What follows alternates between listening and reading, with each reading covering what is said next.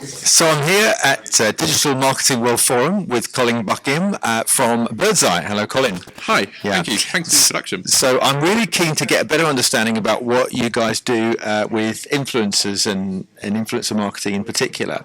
Perhaps you'd like to enlighten us. No, sure, thank you. Thanks for the introduction. So I look after media with a specific focus on digital media within the Birdseye Group. And we've been working with influencers and experimenting with their usage over the last couple of years.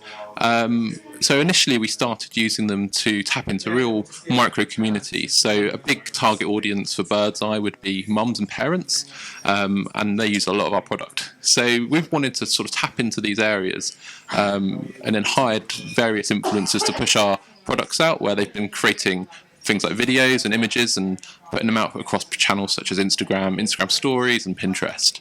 So that's one area we've been exploring. Now, I guess in recent months we've been really getting into some of the data and exploring what the impact is of actually using influencers. Now, it's quite a difficult area to measure, but what we have actually come to a realization is sometimes the reach for the influencers, although they're hyper-targeted, isn't as strong as potentially booking media in other channels. So it's a bit of a way up between engagement versus reach. Now, as a brand, we need to reach a lot of consumers to drive product and then get people to actually buy it.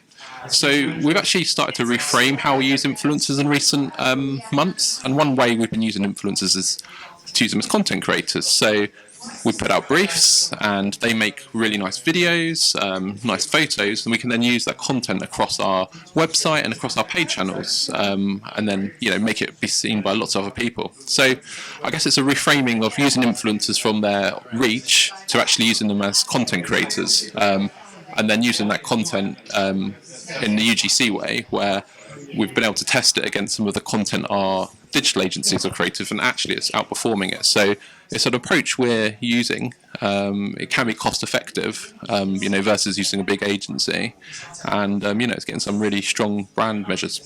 So that's interesting. So presumably there are situations where you've what we're trying to establish here, of course, is organisations that are thinking about going into influencer marketing but not sure. So it sounds like from what you've just said, you've done quite a bit of research, you've tried one method and changed it somewhat to reflect a better result on the basis of now generating exciting content that they're creating rather than you necessarily driving that. Yeah, no, so absolutely. So what I would say with any sort of media channel or marketing campaign is obviously always have a objective before setting out on what you're going to do. So before spending lots of money on influencers or spending lots of internal resource finding influencers, really consider why you're using them in the first place. Is it to drive brand awareness? Is it to drive product sales? So really have a business KPI as to why you're using influencers.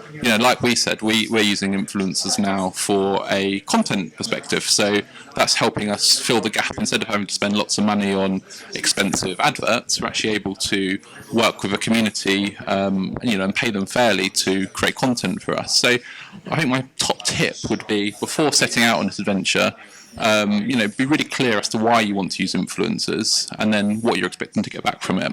Yeah, absolutely. So has there been a specific campaign that you can relate to that has really worked well, and maybe, and not necessarily in your stable, but an example of a campaign that perhaps hasn't worked as well, and why? Yeah, sure. So I'll talk about a campaign that has worked well first, where we've used influencers, and I guess it's using influencers as part of a through-the-line campaign. Now, this actually was an unexpected campaign. It was a bit of a reactive campaign, but it was using influencers, I guess, to their full potential. Moving back a couple of years, there was a Daily Mail article actually that came out attacking influencers and parents who were feeding their children fish fingers. They were considered slummy mummies. Obviously, that didn't go down well with the mum community, which is a very vocal group, a very passionate group, and obviously a very hard-working group. We weren't too keen on our fish fingers being slagged off either.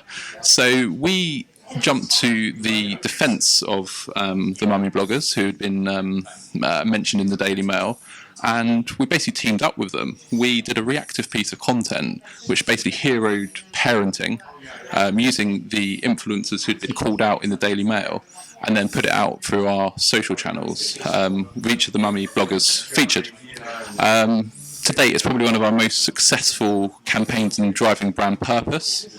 It went down really well from a sentiment point of view, with mums and parents up and down the country congratulating Birdseye on, standing with parents, and as a result, we've seen some really impressive results. Wow, that's brilliant. And then, so what do you think maybe it hasn't worked so well? And this is more about understanding why things don't go well, and what can we learn from it? So I think back to my first point around having a business KPI before you set out on influencer campaigns. Now, I think one of the frustrations I normally find with agencies is when they position influencers as total reach. So they might say, we found you 5 million reach sort of totaled with all these influencers, but then in reality, when they put out their content, they're only reaching sort of 10% of that audience. So I think it's making sure you're aware before you get into it what the actual true impact is, and when you're being spoken to by an agency who are saying, these influencers are going to reach